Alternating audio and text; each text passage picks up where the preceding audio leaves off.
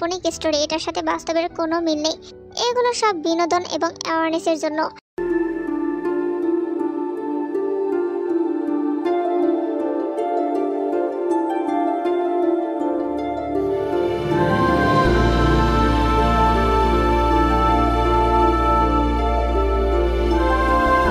তের ভাবনার মাঝে ওয়াশরুমে দরজা খুলে জাংকুক আসে এবং তে বলে ওঠে জেকের কথা। ভালো তো, ওর অবশেষে একটা সংসার হলো। ব্যাপারটা তো সহজ নয়। আপনি মেসেজটা দেখুন। আপনি জানেন না জেকে ভাইয়া জেনি আপুকে ভালোবাসতেন? জানি না, বা হয়তো বা জানতাম না। আপনি আসলে কোনো কিছুই জানেন না, জানার চেষ্টাও করেন না। এই রিসোর্ট, এই সময়, সব কিছু আপনার কাছে শুধু একটা রোম্যান্টিক গেটওয়ে, তাই না? তুমি বলতে চাইছো আমি সব ফেলে তোমার পাশে আছি, সেটা ভুল না? ভুল না, কিন্তু এড়িয়ে যাওয়া। আপনার পরিবারে আগুন লেগেছে, আর আপনি এতটা শান্ত হয়ে আছেন কিভাবে? কথাটা শুনে জাংকুক তের কাছাকাছি এসে দাঁড়ায়, রুক্ষ কণ্ঠে বলে, তুমি কেন রাজনপুরে এসেছিলে? কি খুঁজছিলে ওই পুরনো আর্ট স্কুলে? তে চুপ হয়ে যায়। জাংকুক আবারও বলে, তুমি জানো আমি এসব মেনে নিই, কারণ আমি তোমাকে বিশ্বাস করি। কিন্তু আজ আমার বিশ্বাসটা চ্যালেঞ্জের রূপ নিচ্ছে। আমার ভালোবাসা একতরফা হয়ে যাচ্ছে কিনা সেটা ভেবে তের চোখ ছলছল করে ওঠে। আমিও বিশ্বাস করি আপনাকে, কিন্তু আমি কাউকে হারাতে চাই না, আর কারো প্রতিস্থাপনও হতে চাই না। সকাল 10টার দিকে জাংকুক কাটতে এসে পৌঁছালো বাড়িতে। পুরো বাসার পরিবেশ থমথমে। তে অজানা আশঙ্কায় জাংকুকের হাত শক্ত করে চেপে ধরলো। জাংকুক ঠান্ডা চোখে তার দিকে তাকিয়ে এই ইশারায় শান্ত হতে বলল। জাংকুক তেকে নিয়ে বসার ঘরে ঢুকলো। জাংকুকের চাচ্ছু সেখানেই আছে। বাসায় কি হয়েছে? পরশুদিনের ঘটনা। ফজরের নামাজ পড়ে হাঁটতে বের হওয়ার জন্য দরজা খুলতেই দেখি জেকে দাঁড়িয়ে, সাথে সামনের বাসার ভাইয়ের মেয়ে ভি। জেনির বিয়ের দিন থেকে ভি নিখোঁজ ছিল। আমি ভেবেছিলাম হয়তো জেকে তাকে রেস্কিউ করে এনেছে, কিন্তু না, ও জানালো ভিকে বিয়ে করেছে। বিয়ের জন্যই তারা পালিয়ে গিয়েছিল। জেকে এতটাও দায়িত্বহীন না চাচ্ছু। তাছাড়া হুট করে পালাবে কেন? ঘটনা তো একদম পরিষ্কার লাগছে না। জানি না বাবা, ভিয়ের বাবা ওকে ত্যায্য করেছেন, আর তোর বাবা তো রেগে আগুন হয়ে আছে। 3 দিনের মধ্যে বউ নিয়ে বাড়ি ছেড়ে চলে যেতে বলল। সো কল্ড ফ্যামিলি ড্রামা শুরু। আমার বাপের সব কিছুতেই ওভার রিয়াক্ট করার স্বভাব। জাংকুক আবারও সব কিছু জানতে চাইলো জেকের কথা। জেকে আবারও সেই একই কথা বলল যেটা জাংকুকের চাচু বলল। তুই জানিস তো আমি মিথ্যা ধরতে সময় নেই না। জেকে ঢোক গিলল। আমি যা বলেছি সব সত্যি। জাংকুক ঝুঁকে কানে কানে ফিসফিস করলো। তুই জানিস সত্যি লুকানো মানে শুধু আমাকে রাগানো না, সেটা তোর জন্য শেষ ভুল হবে। আমার আর কিছু বলার নেই। জাংকুক পিছনে হেঁটে গিয়ে আবার সোফায় বসলো। জেকে চলে গেল। জাংকুক চোখ বন্ধ করে হাতের আঙুলে আঙুল ঘষতে ঘষতে ধীরে ধীরে বলল, মজার ব্যাপার কি জানো প্রিন্সেস? যখন মানুষ মিথ্যে কথা বলে তখন চোখের পলক পড়ার গতি বদলে যায়। জেকে ঠিক তেমনটাই হয়েছে। এখন শুধু সময়ের অপেক্ষা, ও নিজে থেকেই সত্যি বলে দেবে। দুপুর 2টার দিকে ভি বাড়িতে আসার পর থেকেই রুমেই আছে। জেকে একটা জরুরি কাজে কয়েক ঘন্টার জন্য বাইরে গেছে। ভি নীরবে কাঁদছিল। তখন দরজায় নক করে তে আসে। তাদের মধ্যে কিছুক্ষণ কথোপকথন হলো। রাত 10:30টার দিকে তে জানালার পাশে বসেছিল। বাইরে বৃষ্টি শুরু হয়েছে। গোটা দিন জাংকুক প্রায় নীরব ছিল, শুধু মাঝে মাঝে ফোনে হালকা স্বরে নির্দেশ দিচ্ছিল, ওকে ফলো করো, আজ রাত 12টার পর রিপোর্ট চাই। তে বুঝতে পারছিল ও বলতে জেকে বোঝাচ্ছে। 12টা বাজতেই জাংকুকের ফোন বেজে উঠল। সেই কল রিসিভ করে কিছুক্ষণ মনোযোগ দিয়ে শুনল, তারপর ঠোঁটে শীতল হাসি ফুটলো। ও ঠিক তাই করলো যেটা আমি ভেবেছিলাম। কি করলো? জাংকুক চেয়ারে হেলান দিয়ে চোখ বন্ধ করলো। জেকে আজ কারোর সাথে দেখা করেছে, এমন একজন যে আমার খেলার বোর্ডে থাকার কথা না। মানে, তোমার মনে আছে সেই খামের কথা যেটা তোমাকে জেকে দিয়েছিল? হ্যাঁ, সেটাও কোথায় পেয়েছিল তা জানি না। বলেছিল আপনাকে দিয়ে দিতে। বগুমের সাথে জেকের কোনো কানেকশন আছে প্রিন্সেস। বগুম জেকে দিয়েই ওই খাম দিয়েছিল। এমনকি ঘটনাটা এমনভাবে সাজিয়েছিল যেন তোমার কৌতূহল জাগে। তুমি নিজে খামটা খোলো, ওই জিনিসগুলো দেখে ঘাবড়ে যাও। হয়েছিল তাই। তের মনে পড়লো ঘটনাটা। ওই খাম থেকেই তো সবটা শুরু হয়েছে। কেমন যেন নিজেকে নিজের কাছে অচেনা লাগতে শুরু করেছে। সময় আসলে সবটা জানতে পারবে প্রিন্সেস। আপাতত আই নিড ইউ। তের কান লাল হয়ে গেল। ধীর স্বরে বলল, এমন কঠিন সময়ে আপনার রোমান্টিক হতে ইচ্ছে করছে? প্রতি উত্তরে জাঙ্কুক ঘোর লাগা দৃষ্টিতে তের দিকে তাকালো। সিগারেট ফেলে ধীর পায়ে এগিয়ে এলো তের কাছে। তে হালকা কেঁপে উঠল। আজ আমি তোমাকে সাজাতে চাই জান, ঠিক আমার মনের মতো করে। কেনাই? প্রতি উত্তরে তে চোখের পলক ফেলল।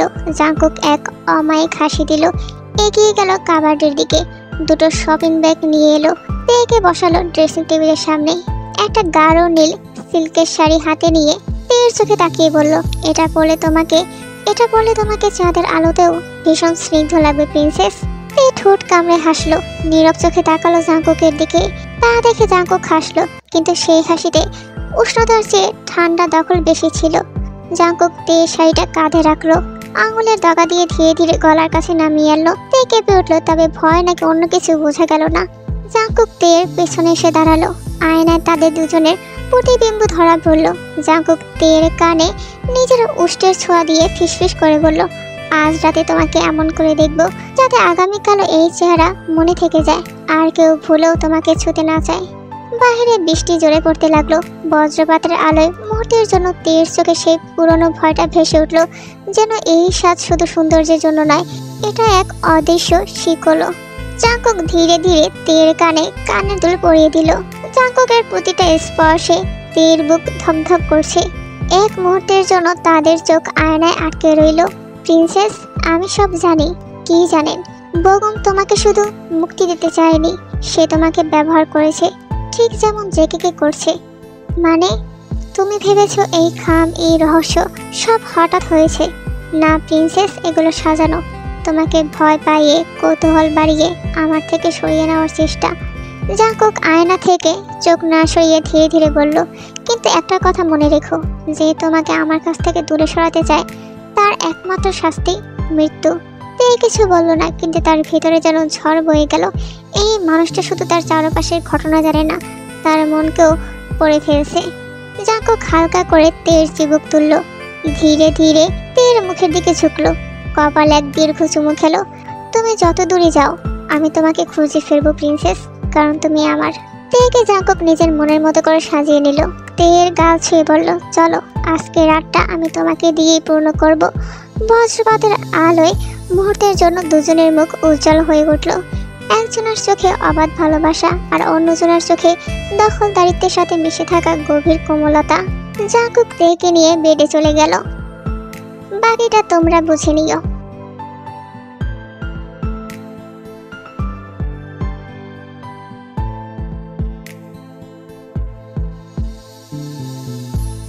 রাত তখন প্রায় 2টা। বাইরে বৃষ্টি থেমে গেছে, কিন্তু ভিতরে প্রতিটি দেয়াল যেন নীরবতার চাপায় কথা বলছে। তে বারান্দায় দাঁড়িয়ে নিজের গেটের দিকে তাকিয়ে আছে।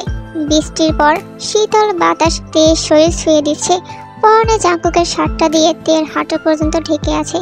ঘাড়ে, গলায়, হাতে লেগে আছে ভালোবাসার বিশেষ চিহ্ন। হঠাৎই পিছন থেকে ধীরে এক ভারী পায়ের শব্দ ভেসে এলো। তে ঘুরতিয়ে দেখলো জাঙ্কুক দেয়ালে হেলান দিয়ে দাঁড়িয়ে আছে, ঠোঁটে সেই পরিচিত শীতল হাসি। তুমি কি কারো খোঁজ করছো প্রিন্সেস? না, আমি তো শুধু বাইরে দেখছিলাম। জাঙ্কুক ধীরে ধীরে তের দিকে এগিয়ে এলো। তুমি কি ভাবছো প্রিন্সেস? আমি তো শুধু হাওয়া খাচ্ছিলাম, তে আমতা আমতা করে বলল। জাঙ্কুক হালকা করে তের চিবুক তুলে দিল, চোখে চোখ রেখে বলল, আজ রাতটা আমার জন্য, আর হাওয়া খাওয়ার জন্য তো শ্বাস নিতে হয় প্রিন্সেস, কিন্তু তোমার শ্বাস তো এখন অস্থির হয়ে আছে। কথাটা বলি তেকে করে তুলে নিল। তেকে নিয়ে একটা বদ্ধ রুমে ঢুকলো। দেয়ালের পাশে রাখা ল্যাপটপের স্ক্রিন জ্বলজ্বল করছিল। জাঙ্কুক সরাসরি ল্যাপটপের সামনে বসে ফাইল ওপেন করে। ভিডিওটা চালু হতেই স্ক্রিনে ভেসে উঠল সিলেটের সেই রিসোর্টের রিসেপশন এরিয়া। কাউন্টারের পেছনে বসে থাকা মৃত তরুণ রিসেপশনিস্ট। ভিডিওতে আওয়াজ ভেসে এলো, ম্যাডাম এখানে কি একা থাকবেন, নাকি স্যার আসা যাওয়ার ব্যবস্থা রাখবেন? শব্দগুলোতে এক ধরনের কটাক্ষ মিশ্রিত লোভী ভাব শোনা গেল, যা তের শরীর ঠান্ডা করে দিল। ঠিক তখন ফ্রেমে ঢুকলো বেগম। রিসেপশন ডেস্কে হালকা হেলান দিয়ে দাঁড়ালো, চোখ সরাসরি তের উপর আটকে আছে তারও। ঠোঁটে এমন এক ধরনের হাসি যা তে আগে কখনো লক্ষ্য করেনি। চোখে মুখে শুধু মিশে আছে অহংকার আর অবাঞ্ছিত আগ্রহের। বেগম রিসেপশনিস্টের দিকে তাকিয়ে বলল, আমি শুধু শিওর হতে চাই এই মেয়েটাই আসলে চেরি রোজ কিনা। ও যদি চেরি রোজ না হয় তবে ও তোমার। কথাটা শুনে রিসেপশনিস্ট ছেলেটির চোখে যৌন ক্ষুধা ফুটে উঠল। এক রাতের জন্য হলো ওকে আমার বেডে আসতেই হবে। প্রতি উত্তরে বগম বিশ্রী হাসলো। জাংকুক ভিডিও থামিয়ে দিল। দেখলে তো প্রিন্সেস, বাইরের দুনিয়ায় কেউ তোমার জন্য নিরাপদ নয়। তের শৈল মনে হচ্ছে জমে গেছে, এমন কিছু কখনোই আশা করেনি। পরের দিন সকালে তের ঘুম ভাঙলো ভোরেই। নড়াচড়া করতেই বুঝলো জাংকুক ওকে আষ্টে পৃষ্ঠে জড়িয়ে ধরে ঘুমিয়ে আছে। তে আলতো হাতে নিজেকে ছাড়িয়ে নিয়ে উঠে দাঁড়ালো। উইক লাগছে ভীষণ, হয়তো অতিরিক্ত চিন্তা করার ফলে। কথাটা ভাবতে ভাবতে তে ফ্রেশ হয়ে রুম থেকে বের হলো। শুক্রবার হওয়ায় সকলে মিলে সেদিন নামাজে গেল, সাথে জেগেও ছিল। যেহেতু অনেকদিন পর বাড়ির সকলে একসাথে। দুপুর 2:30 বাজে। নামাজ শেষে সকলের আড্ডার ভেতর সুযোগ পেয়ে জেগে তের কাছে এলো। শরবতের গ্লাসে চুমুক দিয়ে হেসে বলল, ভাবি, আজকে কিন্তু আপনি ইতিহাস সৃষ্টি করেছেন। তে অবাক হয়ে জিজ্ঞাসা করলো, কেন? ভাইয়ে পোড়া রুটি, অতিরিক্ত ঝাল ভাজি সব গিলে খেয়ে উঠল। বিশ্বাস করেন, ছোটবেলায় হলে পুরো বাড়ি মাথায় তুলে ফেলতো। তে হালকা হেসে মাথা নাড়ালো। দুপুরে খাওয়া দাওয়ার পর তে একা ঘরে বসে আছে। জাংকুক তার এক্সিবিশনের কাজে বের হয়ে যায়। এই দিকে জেকে ঘুম দিয়েছে, তবে ভি ঘুমায়নি। জেকের বাবার দেওয়া 3 দিনের মধ্যে আজকে শেষ দিন। হয়তো কাল সারা জীবনের জন্য জেকে নিজের পরিবার আপনজনদের ছেড়ে বেরিয়ে যেতে হবে এই বাড়ি থেকে, শুধুমাত্র ওর জন্য। কথাটা ভেবেই ভিয়ের কান্না পাচ্ছে। সেদিন রাতে ওই বাজে লোকটা এর সাথে খারাপ কিছু হয়তো করেছে, এরপর ফেলে রেখে গেছে জঙ্গলের ভিতরে। সকালে ভিয়ের যখন জ্ঞান ফেরে তখন সে নিজেকে বিধ্বস্ত অবস্থায় দেখতে পায়। সে বুঝতে পারে না কি হয়েছে তার সাথে, আদৌ কি সে কি তার নিজের সব থেকে বড় সম্মান সম্পদ হারিয়েছে। কথাগুলো ভেবে মাথা চেপে কাঁদতে থাকে। তখন ভিকে খুঁজতে খুঁজতে জেকে ওখানে পৌঁছায়। ভিকে অমন অবস্থায় দেখে জেকের মাথা হ্যাং হয়ে যায়। ভিকে উঠিয়ে দাঁড় করাতেই আশ্রে পড়ে জেকের বুকে, চিৎকার করে কেঁদে ওঠে। সেদিন ভিয়ের এক একটা চোখের পানি জেকের বুকে বিষাক্ত তীর হয়ে বিঁধছিল। সে যদি একটু কেয়ারফুল হতো তাহলে হয়তো ভিয়ের এত বড় সর্বনাশ হতো না। ভি একসময় কাঁদতে কাঁদতে আবারও জ্ঞান হারিয়ে ফেলে। অতীতের এই ভয়ঙ্কর স্মৃতি মনে পড়ে ভিয়ের চোখ থেকে গড়িয়ে পড়ে শত শত অশ্রুকণা। এরই মাঝে জেকের ফোনটা বেজে ওঠে। জেনি কল করেছে। ভাইয়া, তুমি নাকি বিয়ে করেছো, তাও ওই হাঁটুর বয়সী মেয়েকে? কিভাবে পারলে এমনটা করতে? জেনির কণ্ঠস্বর চিনতে বেগ পেতে হলো না ভিয়ের। সে জেকের ফোনটা রিসিভ করেছিল। জেকের ঘুমন্ত মুখের দিকে তাকিয়ে সে ফোনটা কেটে দিল, আর চোখ থেকে গড়িয়ে পড়ছে পানি। জাংকুক ফিরেছে সন্ধ্যার অনেক পরে। রুমে এসে দেখেছে তে ঘুমিয়ে আছে। ভীষণ ক্লান্ত লাগছে মেয়েটাকে। জাংকুক কিছুক্ষণ বসে তের মাথায় হাত বুলিয়ে দেয়, এরপর চলে যায় ফ্রেশ হতে। তের ঘুম ভাঙে রাত 10টায়। উঠে দেখে বিছানার সামনে রাখা সোফায় বসে জাংকুক এক দৃষ্টিতে তার দিকে তাকিয়ে আছে। তে দ্রুত পাশ থেকে ওড়না নিয়ে নিজের গায়ে জড়িয়ে নেয়। জাংকুক বাঁকা হাসে, ফ্লাইং কিস ছুড়ে মারে। তে চোখ দুটো ছোট ছোট করে তাকিয়ে থাকে। জাংকুক তের কাছাকাছি এসে বেডে হাঁটু গেড়ে বসে। তুমি প্রতিটা মুহূর্তে আমাকে বেসামাল করো কেন? প্রতি উত্তরে তে হা করে তাকিয়ে থাকে। তা দেখে জাংকুক আবারও বলে, তুমি কতটা আদরে ভঙ্গিতে ঘুমাচ্ছিলে প্রিন্সেস। আমার তো ইচ্ছে করছিল তোমার ঘুমকে মেরে ফেলি। মারতেন, সম্ভব হলে তাই করতাম জান। কিন্তু ঘুম কি কিছু করতে না পারলেও আমার অবর্তমানে যে বালিশে তুমি ঘুমিয়েছো, নিজের নরম গালের স্পর্শ এঁকেছো, সেটাকে আমি ঠিকই ধ্বংস করে ফেলবো। আপনারা এই পাগলামি একটু বন্ধ করবেন? জাংকুক বালিশটা ছুঁড়ে ফেলে দিয়ে তের কোলে মাথা রাখলো। অন্যদিকে জেকেকে বোঝানো হয় একটু শান্ত হতে। তার বাবা রেগে আছে তাই এমনটা বলেছে, আবার শান্ত হয়ে গেলে সবকিছু ঠিক হয়ে যাবে। জেকেও তার চাচুর কথায় একটু ধৈর্য ধরা শুরু করে। সকাল 9:30। ডাইনিং টেবিলে নাস্তা সাজিয়ে রাখছে তে আর ভি। এরই মাঝে একে একে সকলে এসে পড়লো। চুপচাপ করে সবাই খেয়ে উঠে গেল। জাংকুকের বাবা বলে উঠল, বিকেলে সবাই যেন ড্রয়িং রুমে উপস্থিত থাকে, কথা আছে। সবাই বুঝে গেল কি বিষয় নিয়ে কথা বলার আছে। এরপর উঠে যে যার কাজে চলে গেল। জাংকুক রুমে গিয়ে ফোন চেক করতেই দেখলো নতুন এক এক্সিবিশনের ডেট ফাইনাল হয়ে গেছে। ফলে একটু দরকারে জাংকুককে এখনই বের হতে হবে। এর মধ্যে জেনিও এই বাড়িতে চলে আসে। তে নানাভাবে জেনিকে বুঝিয়ে শান্ত করার চেষ্টা করে। যা হওয়ার হয়েছে, এখন যেন নতুন করে জীবন শুরু করে। দুপুর 2টার দিকে বাড়ির দোকানের সামনেই তে আর জেনি দাঁড়িয়ে। জেনির কিছু জিনিস কেনার প্রয়োজন ছিল, তাই দুপুরের অতিরিক্ত গরমে তের মাথাটা ঘুরে উঠল। ফলে জেনি তেকে বলল, ভাবি বেশি খারাপ লাগলে বাসায় চলে যাও, আমি তোমাকে ফেলে যাব না জেনি, তুমি তাড়াতাড়ি জিনিসপত্র নিয়ে নাও। জেনি দ্রুত সব জিনিসপত্র নিতে লাগলো। এইদিকে তের বমি বমি ভাব হতে লাগলো। অতিরিক্ত গরমে এই দুপুর টাইমে বের হওয়া উচিত হয়নি। এর উপর জাংকুককেও জানানো হয়নি। যদি এখন তে অসুস্থ হয়ে পড়ে তাহলে সর্বনাশ হয়ে যাবে, পাগল খ্যাপলে বিপদ। তাই তে নিজেকে সুস্থ করার চেষ্টায় পাশের দোকানে গেল ঠান্ডা পানির বোতল নিতে। পানির বোতল নিয়ে বের হওয়ার সময় মুখোমুখি হলো বগুমের। তে বগুমের পাশ কাটিয়ে চলে আসতে চাইলে পথ আটকালো বগুম। আমাকে এড়িয়ে যাচ্ছ কেন চেরি রোজ? তে তীক্ষ্ণ নজরে তাকালো বগুমের দিকে। আমি অনেক কষ্টে বেঁচে ফিরেছি চেরি রোজ। সিলেটে তোমার সাথে শেষবার কথা হওয়ার পর আমাকে মারার চেষ্টা করা হয়েছিল, এমনকি আমার ভয়ানক একটা অ্যাক্সিডেন্টও হয়েছে। ফলে এই কয়েকদিন আমি হাসপাতালে ছিলাম। আর আমার সাথে এসব কে করেছে জানো? তোমার হাজবেন্ড জিওন জাংকুক। ভালো করেছে, পৃথিবী থেকে একটা নোংরা কীট সরানোর ব্যবস্থা করেছিল জাংকুক। বগুম অবাক হলো তেয়ের মুখে এমন কথা শুনে। আর যাই হোক, মানবতার খাতিরে হলেও তেয়ের উচিত ছিল বগুমের জন্য অনুতপ্ত হওয়া, তা না করে সে জাংকুকের সাপোর্ট নিচ্ছে কেন? কথাটা ভেবে বগুম বলল, তুমি এসব কী বলছো চেরি রোজ? তুমি জানো আমার হাতে প্রমাণ এসে পড়েছে যে তুমি আমার হারিয়ে যাওয়া ভালোবাসা আমার চেরি রোজ। আর সেই প্রমাণ সহ আমাকে মুছে ফেলতেই জাংকুক আমাকে মারতে চেয়েছে। বহু কষ্টে আমি বেঁচে ফিরেছি। আমি দেখাবো তুমি আমার চেরি রোজ। আজ থেকে কয়েক বছর আগে যেই সাইকো মারা গিয়েছিল, ভেবেছিলাম সে মরেনি, সে আজও বেঁচে আছে। আর সে আর কেউ নয়, জিওন জাংকুক। আমাকে শেষবারের মতো বিশ্বাস করো। এবার থমকে যায়, মাথায় অনেক কথা ঘুরপাক খেতে থাকে, তবে মন সায় দেয় না বগুমকে বিশ্বাস করতে। আর তাই তে পানির বোতল হাতে নিয়ে পাশের দোকানে যেতে পা বাড়ায়। তখনই পেছন থেকে রুমালে ক্লোরোফর্ম লাগিয়ে তের মুখে চেপে ধরা হয়। ছটফট করতে করতে জ্ঞান হারাইতে। রাতের অন্ধকার তীব্র থেকে তীব্র হতে থাকে। চারদিকে মানুষ ধীরে ধীরে ঘুমানোর প্রস্তুতি নিতে শুরু করে। তের মনের কোণে আশার আলো ধীরে ধীরে কমতে শুরু করে। জাংকুক কি আদৌ জানে যে তার তে কোথায়?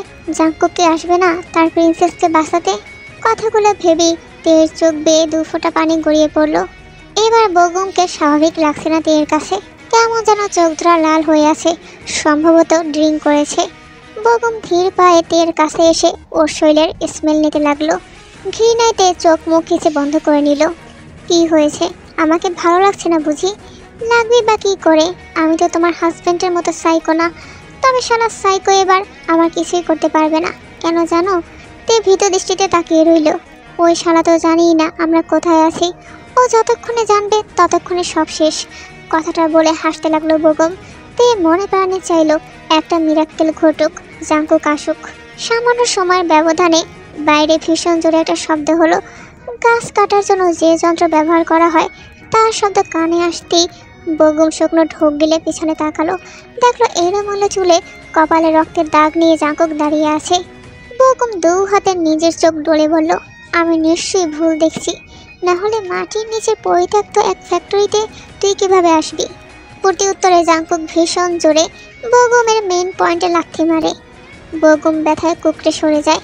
জাংকুক গিয়ে তের হাতের আর পায়ের বাঁধন খুলে দেয়। তে জাংকুকের বুকে ঝাঁপিয়ে পড়ে, কান্না মিশ্রিত কণ্ঠে বলে, আমি জানতাম জাংকুক আপনি আসবেন। আমি ভীষণ ভয় পেয়ে গিয়েছিলাম। আর কখনো আপনাকে না বলে একা বের হব না। জাংকুক চুপচাপ শুনল কথাগুলো। এরপর তের কপালে ঠোঁট ছুঁয়ে নিজের বুক থেকে সরালো। এগিয়ে গেল বগুমের কাছে। বগুমের চুলের মুঠি ধরে গলায় গাছ কাটার জন্য ব্যবহৃত যন্ত্র রেখে বলল, তুই আর যাই কর, আমার বউয়ের দিকে নজর দিয়ে ঠিক করিসনি। ও আমার প্রতিটা নিঃশ্বাসে বসবাস করে। তুই ভাবলি কি করে? তুই ওকে নিয়ে এমন একটা জায়গায় এলি আমি ওকে খুঁজে পাবো না? এত সহজ না জিওন জাংকুকের চোখকে ফাঁকি দেওয়া। কথাটা বলি বগুমের মাথায় অনবরত দেয়ালে ঠুকতে থাকে জেগে। চেনশো দিয়ে বগুমের এক হাত কেটে ফেলে। বগুমের আর্তনাদে তে 2 হাতে নিজের কান চেপে ধরে। আমার ভাইকে দিয়ে তুই আমার নাম করে খামটা পাঠিয়েছিস, আবার তেকে দেখে নাটক সাজিয়েছিস চেরি রোজের। হ্যাঁ, কত বড় সাহস তোর! বগুমকে মারতে মারতে অজ্ঞান করে ফেলে জাংকুক। এবার তের দিকে তাকিয়ে বগুমকে ছেড়ে দেয়। চেন শোটা বন্ধ করে তের হাত ধরে জাংকুক বেরিয়ে আসে জায়গাটা থেকে। তখন তে জিজ্ঞাসা করে, ওভাবে লোকটাকে ফেলে এলেন যে? তোমার মায়া হচ্ছে ওর জন্য? তে মাথা নাড়িয়ে না করলো। জাংকুক আবারও হাঁটতে শুরু করলো, তবে এবার তেকে কোলে তুলে নিল। এতক্ষণে ওখানে পুলিশ পৌঁছে গেছে, বাকিটা পুলিশ বুঝে নেবে। কথাটা বলে জাঙ্কুক তেয়ের দিকে তাকালো। চোখাচোখি হলো দুজনের। তেকে নামিয়ে দিয়ে জাঙ্কুক সজোরে তেয়ের গালে চড় মারলো। আচমকা এমন ঘটনায় তেয়ের চোখ ছলছল হয়ে গেল। জাঙ্কুক হিসিয়ে বলল, আমাকে 8 ঘন্টা 42 মিনিট 34 সেকেন্ড টেনশনে রাখার শাস্তি এটা। তেয়ের কান্না পেল এবার।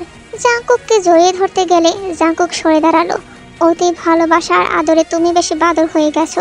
সব সময় ভাবো আমি বেশি বেশি করছি, অথচ আমি যদি তোমাকে অবহেলা করতাম, তোমার কথার গুরুত্ব না দিতাম, প্রায়োরিটি লিস্টের বাইরে রাখতাম, তাহলে খুশি হতে তুমি? নাকি 99% পুরুষ এমনটা করে বলে একজন স্রোতের বিপরীতে হলেই সে সাইকো উন্মাদ খারাপ হয়ে যায়? হ্যাঁ।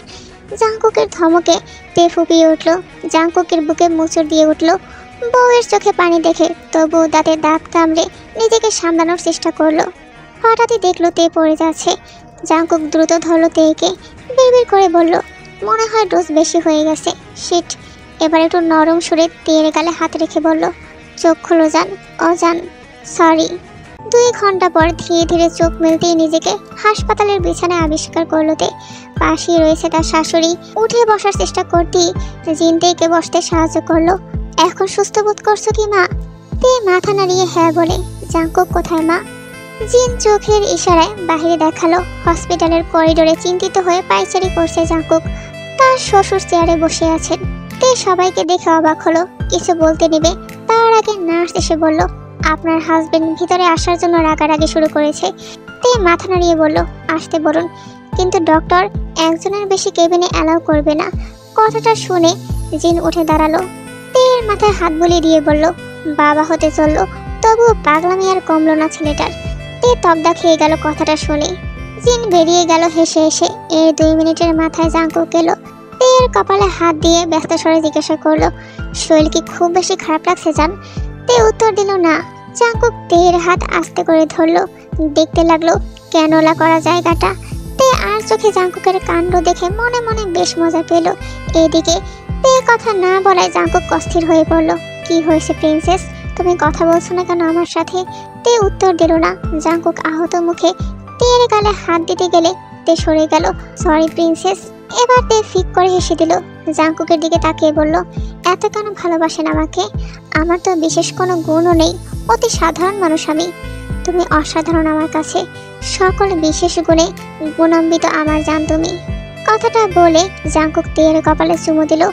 তে জাঙ্কুকের কানে ফিসফিস করে বলল, জুনিয়র জাঙ্কুক আসতে চলেছে মিস্টার। জাঙ্কুক হা হয়ে গেল। তে 2 হাতে মুখ ঢাকলো। জাঙ্কুক কিছুক্ষণ চুপ থেকে বলল, সত্যি বলছো? তে হ্যাঁ সূচক মাথা নাড়ালো। জাঙ্কুক কিছুক্ষণ থম মেরে বসে রইল। এরপর তের পেটে আলতো করে হাত রেখে বলল, আমি জানি না আমি কি বলছি, কি করা উচিত আমার এটাও বুঝতে পারছি না। শুধু আমি জানি আজ আমি পরিপূর্ণ। বাবা হওয়ার অনুভূতি সত্যিই আলাদা, যা আমি এখন পর্যন্ত বিশ্বাস করে উঠতে পারছি না। আমার অংশ, আমার অস্তিত্ব আসতে চলেছে জান। আমি ভীষণ খুশি। I love you my wife. Love you too hubby. তে মুস্কি এসে বলে উঠল। এরপর কেটে গেল 7 মাস 1 সপ্তাহ। এতদিনের সব কিছু মিলমিশ হয়ে গেছে। জেকে আর ভি অন্য এক জায়গায় একসাথে এখন থাকে তারা। জেনিও তার নতুন জীবনসঙ্গীর সাথে সবকিছু মানিয়ে নেওয়ার চেষ্টা করছে। রাত 12টা। নিজেদের বেডরুমের পাশের রুমে নীল সাদা পেইন্ট, ছোট্ট চাঁদ তারার ডিজাইন আর মাঝখানে বেবি ক্রিব রাখা। দেয়ালে লেখা ওয়েলকাম টু আওয়ার চাউস। দেয়ালে সুন্দর সুন্দর করে কিছু ওয়ার্ড লেখা। তে দরজার ফাঁক দিয়ে তাকিয়ে থাকে লেখাটার দিকে। তখন পিছন থেকে এসে জাঙ্কুক জড়িয়ে ধরে নরম কণ্ঠে বলে ওঠে, জান, আমাদের 3টা বেবি হবে। ঘরে হাঁটবে, হাসবে, খেলবে ভেবে আমার মন ভরে উঠছে। জানো, আমি ওদেরকে ভীষণ ভালোবাসবো। আমি ওদের নামও ঠিক করে ফেলেছি, কারণ ওরা তো তোমার আমার পূর্ণতা, আমাদের অস্তিত্ব। তে ঘুরে তাকায়। আপনার ভালোবাসা এতটা গভীর, এতটা অদ্ভুত, যেটা আমি ভয় পাই, আবার আপনার কাছে সবচেয়ে বেশি নিরাপদ বোধ করি। জাঙ্কুক হেসে তেকে কোলে তুলে নিয়ে যায়। তুমি আমার অবজেশন প্রিন্সেস। অন্যের ভালোবাসা যেখানে শেষ হয়, সেখানে আমার অনুভব শুরু হয়। তুমি আমার হৃৎপিণ্ডে নয়, শিরা উপশিরায় চলছো। তুমি শুধু আমার না, তুমিটাই হলো আমি। প্রতি উত্তরে তে চোখ বন্ধ করে জাঙ্কুকের গলা জড়িয়ে নিল। তাহলে আমরা কি বলবো আমাদের এই গল্পকে? এটা এক জীবন্ত অবসেশন। জাঙ্কুক তেকে শুইয়ে দিয়ে তের পেটের উপর হাত রাখে। নিঃশব্দে নিজের হাত বুলিয়ে দেয়। তারপর সেখানে নিজের উষ্টের স্পর্শ দেয়। তে জাংকুকের মাথায় হাত বুলিয়ে দিচ্ছে। জাংকুক তের দিকে তাকিয়ে একটাই কথা বলে, you are more than an obsession, you are the very purpose of my existence. বলেই জাংকুক নিজের মুখটা তের একদম কাছে নিয়ে আসে। তে চোখ বন্ধ করে জাংকুকের অধৈর্যরা নিজের দখলে নেয়। তবে বেশিক্ষণ দখলদারিত্ব চালাতে পারে না, কারণ জাংকুক সেই দখলদারি নিয়ে নেয়। মুহূর্তে ঘর জুড়ে নেমে আসে অন্ধকার। দুজনের শ্বাস প্রশ্বাসের শব্দ। মিলন ঘটে আবারও তাদের মাঝে। আর এই গল্পের সমাপ্তি এখানেই।